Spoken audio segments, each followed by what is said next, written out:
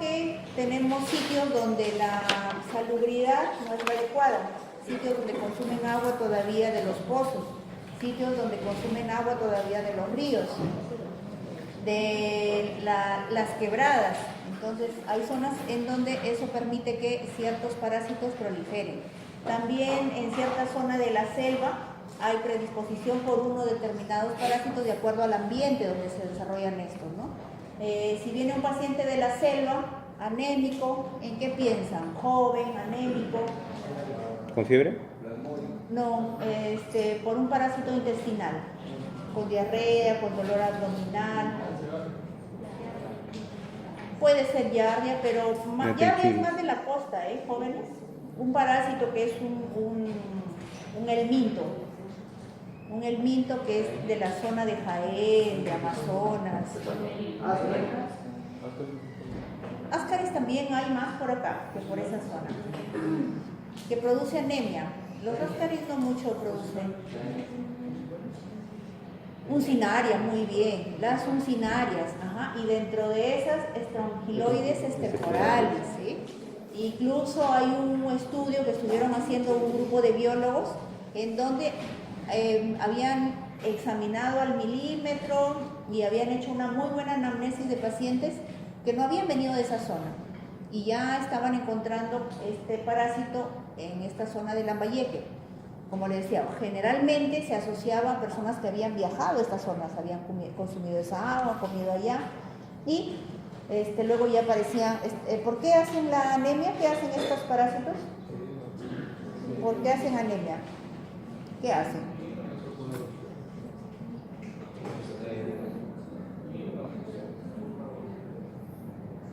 ¿Cómo viven? Exactamente, se prenden en la pared y al insertar sus ventosas, sus tentáculos, sus cabezas, en el caso de las tenias, los espoles en todo caso, hacen pequeños sangraditos. Y no es un parásito, son un montón de ellos. Entonces al invadir la pared, la mucosa, hay pequeños sangrados y eso no es que el parásito está prendido ahí y dice, ya me voy, ya me relajé, ya me voy. No, está ahí prendido, luego se suelta, tiene su ciclo reproductivo, se vuelve a prender en otro lado y esto va ocasionando pequeños sangrados microscópicos. ¿Ya? Entonces eso hace que al final el paciente esté anémico. Y les decía, les termino de contar la idea. Y en unos cuantos pacientes no había viajado esta gente. Entonces las costumbres, el arrastre de esas aguas desde las montañas hasta por acá, y hay zonas en que todavía se consume esta agua de las acequias, que las hierven y no sé cuántito, pero igual siguen contaminadas. Probablemente ha hecho que este parásito ahora esté en la zona, ¿no? También, ¿qué pasa? La gente en las zonas de cultivo hace sus deposiciones al aire libre. Entonces, las aves, los animales consumen estas deposiciones. Luego, estos mismos animales hacen sus deposiciones sobre tierras de cultivo. Y el campesino va a decir, como acá en los parques, ¿no? Con su bolsita recogiendo las deposiciones de los animales, ¿no? Allá que haga lo que quiera, donde quiera, cerca de las lechugas, cerca de las zanahorias, a él le da igual. Lo que le interesa es cosechar y luego llevarlo al mercado. Entonces, eso probablemente ha hecho que este parásito ahora ya lo encontremos también acá. O sea, no es solamente que ahora los que vienen, también hay un grupo de gente que ya lo está siendo, ubicándose en esta zona. Otro de los parásitos que ya muy bien lo han dicho es y que se ve muy frecuente en los niños es la giardia, la giardiosis, y también está bastante asociada a problemas gástricos, dolores abdominales, ciclos de estreñimiento con ciclos de diarrea. ¿Ya? Si ustedes les llega un paciente que hace mucho tiempo no le encuentran la causa de que por meses está con 2 o 3 días de posiciones líquidas con diarrea, de la nada se mejora, toma sus cosas que le dan en la farmacia, luego está con periodos de estreñimiento, piensen en una giardiosis, ¿sí? Piensen en giardia. Y para hacer el diagnóstico de giardia es un poco complicado, ¿sí? No es tan fácil como los parásitos que podemos ver en los exámenes en fresco. Para giardia hay que tener, hacer las 3 muestras seriadas y muchas veces todas ellas suelen salir negativas. Luego ahora se está utilizando coproantígenos, ¿sí? ¿Han escuchado? Coproantígenos, es decir, ELISA, la prueba de ELISA en las heces, ¿sí? Se trata obviamente las deposiciones y se ubica ahí los antígenos de la Giardia, porque es difícil de encontrarla en las heces en sí. También diagnóstico serológico a través del suero, con anticuerpos contra Giardia. Entonces, son otro de los pasos que se está dando. En patología, en anatomopatología, también muchos médicos que hacen endoscopías, los gastroenterólogos, han notado que en ciertos pacientes en donde se ve la textura de la mucosa intestinal, sobre todo, un poco como algodonosa, esa sensación de que hay algo ahí como grumitos, a ellos también les estaba dando la alerta de que podría haber una giardiosis. Entonces, biopsian esa zona y otra de las formas de hacer diagnóstico de giardia es a través de una biopsia. Pero, a ver, que quede claro, no porque estoy pensando en una giardia voy a someter al paciente a una endoscopía y a una biopsia. No, esa no es la idea. La idea es que si el paciente tiene molestias gastrointestinales y es sometido a una videoendoscopía y el médico sospecha por la parte morfológica de esa mucosa que puede ser una giardiosis y punza, hace su biopsia, puede mandar esa muestra para estudio de giardia y muchas veces es positiva. Hay una correlación, es la palabra correcta, ¿ya? Una correlación entre esa mucosa que parece algodonosa con positividad para una giardia. Y luego a veces se le hace el coproantígeno al paciente y suele haber también una muy buena correlación, suele salir positivo. Pero estas son pruebas un poquito caras, hay que tener mucha certeza y orientar bien al diagnóstico para poder localizarlo. Luego, la mayoría de los parásitos se tratan con un mismo tipo de antiparasitario, eso es lo bueno. O sea, si están viendo huevos de Ascaris lumbricoides, generalmente pueden dar tratamiento para eso, y si tiene algún otro parásito, porque a veces no solo están infestados por un solo tipo de parásito, acaban eliminando los demás, ¿no? O sea, no es que si tiene giardia le damos una cosa, si tiene la tenia sí es un poquito que hace un poco de la diferencia con otro tratamiento, pero eso ya lo van a ver ustedes en gastro, probablemente lo que es tratamiento. Entonces, dicho esto, vamos a comentar un poquito un resumen de historia clínica, ¿sí? Por favor, volvemos a lo mismo. Esto es un resumen, es un trocito que yo he sacado de una gran historia clínica y habla de un paciente de 10 años que vive aquí en Chiclayo, que presenta cólico, flatulencia, ¿no? O sea, esa sensación de llenarse prontamente, y con un tiempo de un mes de evolución acompañado de diarrea intermitente que interfiere porque este niñito con todas estas molestias pues no quiere ir al colegio, ¿no? Por el dolor abdominal, por las flatulencias y también por la urgencia defecatoria, es decir, él termina de hacer sus deposiciones y luego sigue con esa sensación de querer seguir defecando, ¿no? Hace sus cosas y otra vez va al baño porque tiene esa sensación pues por una irritación, ¿ya? Que ocurre esto. Entre los antecedentes, la presencia de onicofagia. ¿Qué es onicofagia? Que anda comiéndose las uñas, ¿cierto? Entonces, y eso también obedece a otro déficit alimentario de ese paciente. ¿Qué podemos pensar si anda comiéndose las uñas, los mocos, la tierra? Anemia, muy bien, anemia, ¿sí? Sí, hay criaturitas que uno los ve que están y uno dice, ay, qué cochino, qué malcriado, que no le enseñan. No, es su organismo, es una cosa que está así determinada y el organismo trata de suplir esa falta. Entonces él se come las uñas y ahí ustedes saben que una criatura de 10 años, si ustedes no se lavan las manos, pues son estudiantes de medicina, ¿qué podemos esperar de una criatura de 10 años que está correteando, jugando con las bolitas, en el Nintendo, que todos agarran esas cosas? No, es muy probable que se infeste por ahí. Dicen que se enviaron 3 muestras. ¿Por qué 3 muestras? ¿Cómo se llama esta prueba? Ese seriado, ¿verdad? Podemos hacer unas heces simples o de una vez preferimos hacer sus muestras de ese seriado y para probar eso, ¿no? Para buscar parásitos. Y resulta que salen negativos. Ya les he dicho, muchas. Miren, con una muestra suelen hacerse positivos el 50, pueden captar el 50% de los parásitos. Con 2 muestras, ¿tienen alguna idea?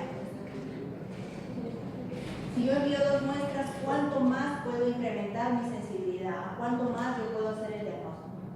Si con una se me escapan la mitad, porque les digo que tiene una sensibilidad del 50%, quiere decir que si me llegan todas sus muestras de ustedes, que ahorita son 22, y si todos estuvieran infestados, solamente 11 voy a poder identificar, porque con un inóculo diferente, porque la capacidad del observador también influye, por la conservación de la muestra. Habíamos dicho que la parte preanalítica es muy importante, y alguno tomó la muestra, se fue a la universidad y después fue a dejar la muestra en el laboratorio, ya lo que hubiera ahí ya se descompuso.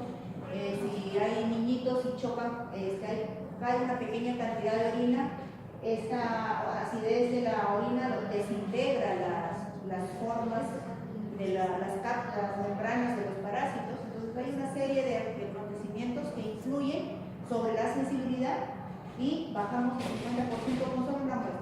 Si hacemos 2, subimos al 65%. Todavía se nos siguen escapando positivos. Y si ya tenemos 3 muestras, a las justas llegamos al 75-80%. ¿Sí? Todavía hay gente que siendo positiva nos va a dar esto, un resultado negativo. ¿Sí? Y un mes después, ante la presencia de lo mismo, la pobre criatura no mejora y ya hay pérdida de peso, porque al sentir la flatulencia, se distiende el abdomen, pues no quiere comer, ¿no? Aproximadamente 4 kilos. Y al fin en el laboratorio le encuentran su quistes de Giardia lamblia, ¿no? Ahí está, nombre y apellido, Giardia lamblia. Se realiza el tratamiento con metro, ¿sí? Con metronidazol, 500 dosis cada 8 horas, 500 miligramos cada 8 horas durante una semana nada más. Mejora discretamente el dolor abdominal y aún todavía persiste la diarrea, la ingesta de leche. Se retiró la lactosa, bueno, ya pensaron que no solamente eran los parásitos, también era intolerante a la lactosa. Le quitan la lactosa de la leche y un mes después le vuelven a proporcionar leche con lactosa y vuelve a sentir los mismos síntomas. Por eso definitivamente ya retiran la lactosa de este paciente. Y en las siguientes semanas dice que el paciente sigue con las molestias, otra vez no quiere ir a la escuela. Mañana. Ya le agarró cariño al estar pagando.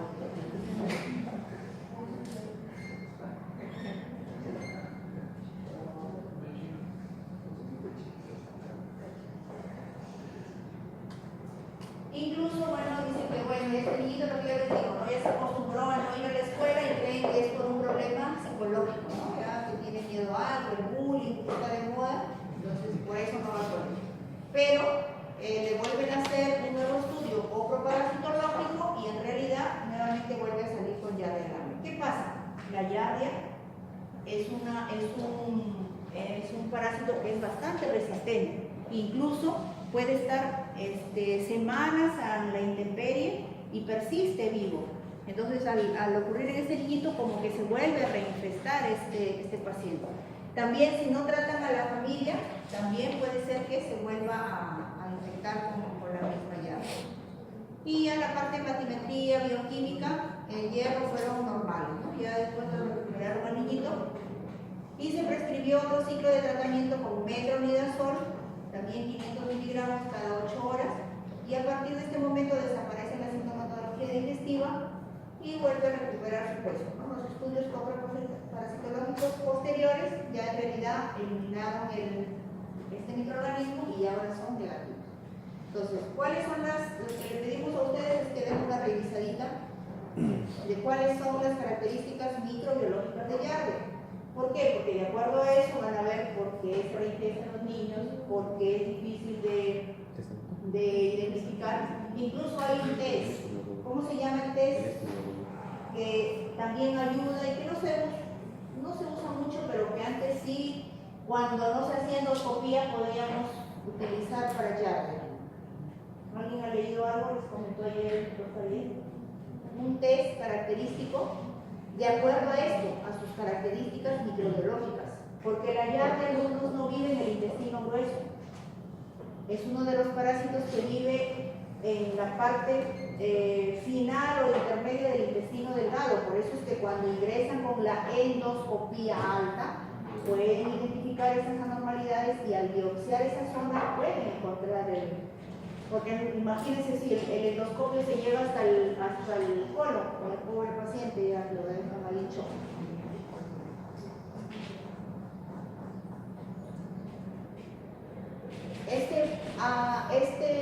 Esta llave generalmente la encontramos en la segunda porción del duodeno y la tercera también. Ahí vive feliz en esta zona. Entonces había un test que se llamaba el test de la cuerda. ¿En qué consiste? Que el paciente se pone a saltar la cuerda hasta que bota los huevos del parásito. No, ¿verdad?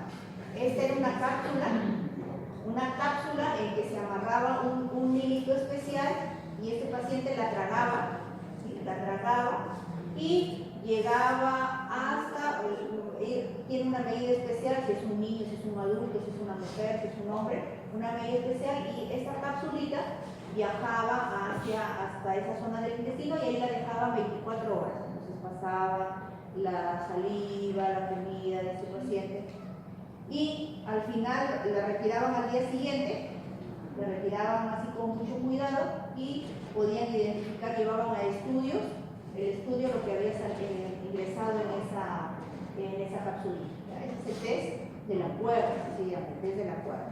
Que ahora ya no se utiliza, ¿por qué? Porque más fácil entra con el video endoscopio, si es que tiene el paciente muchas molestias, de ahí pueden pinchar, hacer una biopsia. Y de lo contrario, hay métodos más rápidos y menos invasivos, ¿no? Decimos, y esto que quede muy claro, cuanto menos pinchen a su paciente, menos pruebas le hacen y son más específicos para lograr el diagnóstico, va a ser mucho mejor para él, ¿ya? Entonces, ¿qué hay ahora? ¿Qué les he dicho? Antígenos. ¿Qué más hay? Pruebas de ELISA para detección de anticuerpos. Entonces, con simplemente sacar un suelito, imagínense someter a este paciente a estar tragándose la cuerda, que esté ahí con su esto pegado. Se ponen en algún libro lo buscan hasta ahí y se ve el paciente con su cuerdita ahí, se la da pegadito para poder obtener la prueba. Entonces, de acuerdo a esto, por eso les decía, de acuerdo a sus características microbiológicas, sabían que las yardias viven en esa zona y por eso crearon este sistema. ¿Qué pruebas de laboratorio? Ya les dije, acabamos de comentarlas. Mención de las principales, y de acuerdo a eso también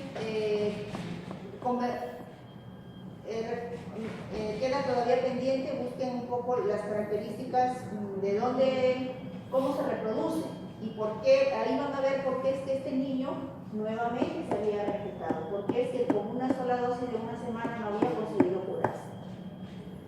Segundo, menciona los principales parásitos intestinales asociados a anemia. Ya les he dicho uno, ¿no? Funcionales, que entre ellos está el eosinofiloides estercoralis. Otra más que han hablado. Mecato. Mecato, ¿cierto? Muy bien. ¿Qué más? Los ascaris sí, pero los ascaris no son de esa familia de las funcionales, pero sí también puede ocasionarles anemia. Otra, Yardia también, sí, Yardia también está considerado, y la tenia también, ¿no? Porque con su escolex se amplia ahí y eso puede ocasionar pequeños sangrados.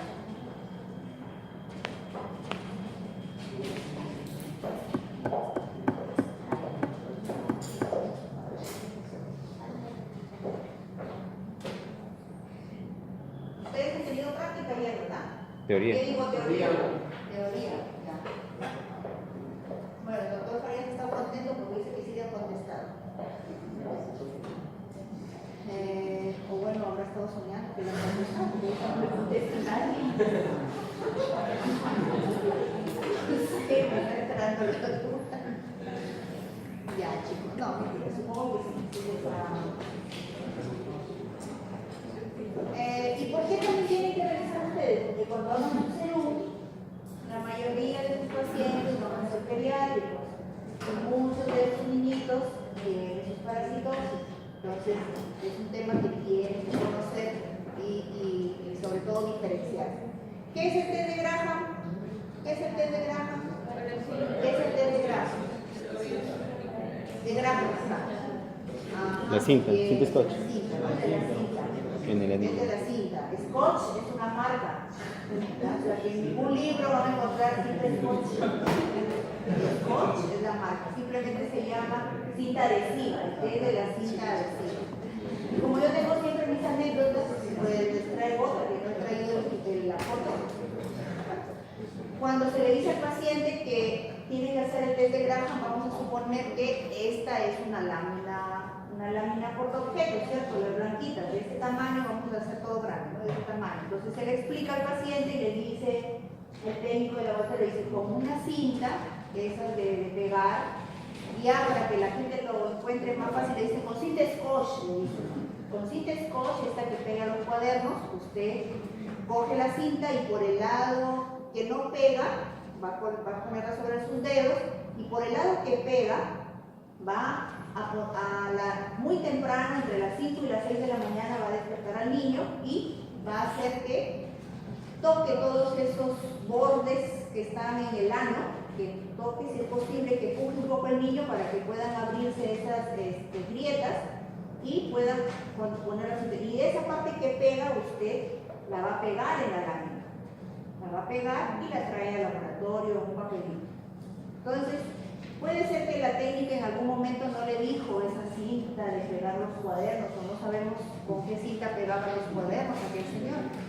Pues resulta que al pobre niño le habían pegado con esa cinta de malaca. Y encima de esa marrón. Llegó y nos trajo la lámina envuelta en cinta marrón.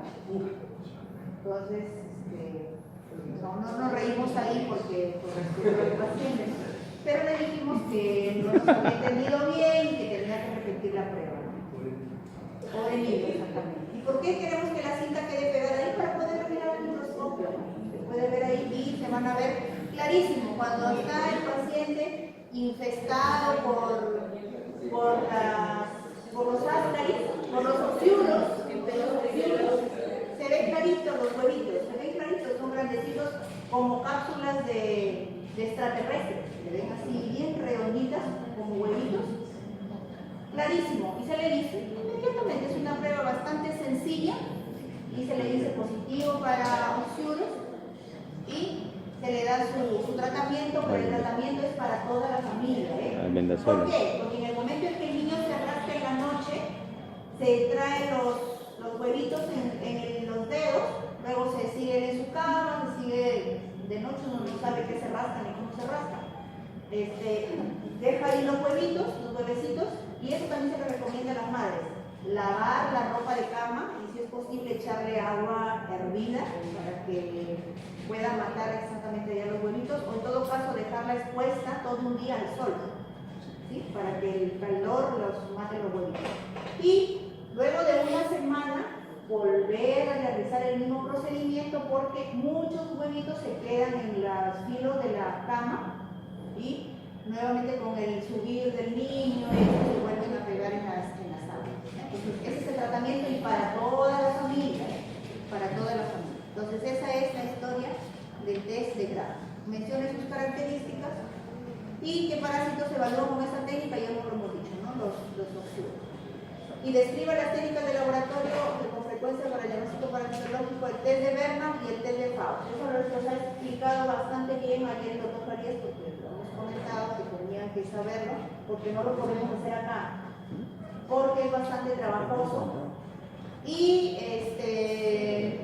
básicamente eso, porque necesitaríamos 3 centrífugas para que ustedes estén haciendo. Y sobre todo es largo y aburrido, porque como podrán ver, hay que emulsificar las heces, hay que agregarles determinada sustancia, hay que centrifugarlos, eliminar el sobrenadante, volver a echarle cloruro o la solución de zinc hasta que podamos obtener una agua blanca casi para poder examinarla y llevarla al microscopio.